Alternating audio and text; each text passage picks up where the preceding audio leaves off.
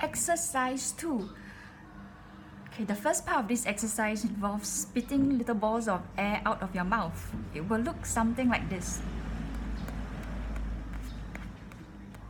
So I look a bit like a goldfish. I'm continuously taking air out of my lungs and spitting that out of my mouth. And next, you want to be able to spit air out of your nose. So it will look like this.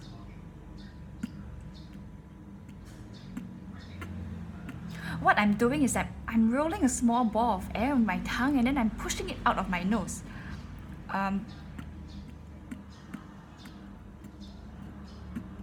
There is a slight sound, like a sound of probably the soft palate moving.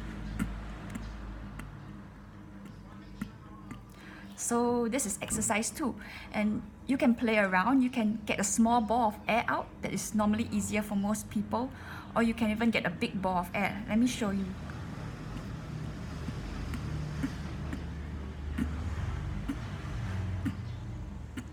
To get a big ball of air, roll your tongue lower to scoop a bigger ball of air and then push it out of your nose.